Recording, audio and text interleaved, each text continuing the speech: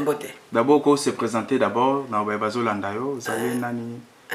Bon, ngai nazali ite ya centre o ya poste de santé dinga secteur. Comme ngai Jacques Tsunda Kamoshi. Et sommes na province nini? Na province ya Kwango. Oui, vraiment. Na zone de santé ya Boko.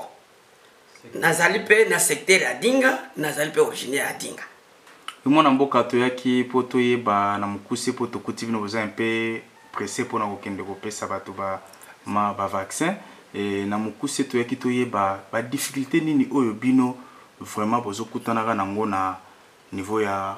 secteur ya Dinga na province ya Kwango par rapport à traitement, par rapport à kisi et par rapport à réalité mususu du point de vue sécurité sanitaire. Zali madame dengue toni biso mais vis-à-vis na secteur na biso surtout na poste de santé Dinga tozana ba difficulté ya mwa mingi mais na ko lobela ba difficulté misato kaka moko tozaka na problème ya carence ya produits pharmaceutiques. Pourquoi tozana produit plus difficulté distance ya bureau central pour boko kozwa kisi il faut kozela nzoko ndeso ki pembeni ya wa pharmacie ezali bozo kendo kozwa directement na pharmacie bozwi bozo salela bato mbala moko bato bakozala mpe équilibré to bakozala soulager pour kisi kozala pembeni na bango mais biso kisi kozwa musika de deux tozali susu na pasi ya kozwa ka limeya nini tokoteka po bato basomba tozwa mbongo okoza na mwa masango na yo ba de la population akoza na masango na ye mais ba client ba kosoma masango bazate po bazwa mbongo ba mema na dispensaire ezana bango pe passe po nani puisque transport ezalité tozozala na passe na ba problème wana alors bisope carence ya ba malade ezozala po nani mutakoza na mboka belaki mais azana mbongo te akokende na centre ndenge nini akosomba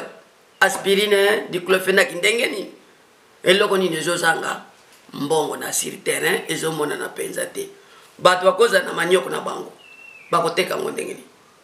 ba commerçant bazate alors pose ezali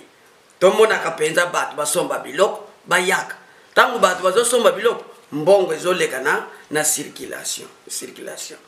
de toi un paiement ya bato comme la plupart ya bato même tozaba intellectuel mais tozali biso bato ba NP bazo futa biso te kaka misala ya kosungana kaka soki kosungana ezate ezali na biso pasi ndenge tozali boy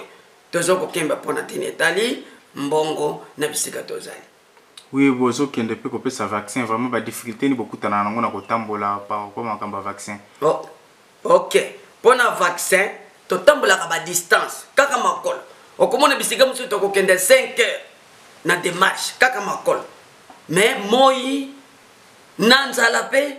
bozo kende kaka neti lelo tozali awa tozolongwa na poste toketi na secteur centre toketi ni yimbi ozomona banda 6 heures kino bokozonga wa 18 heures okendaki kaka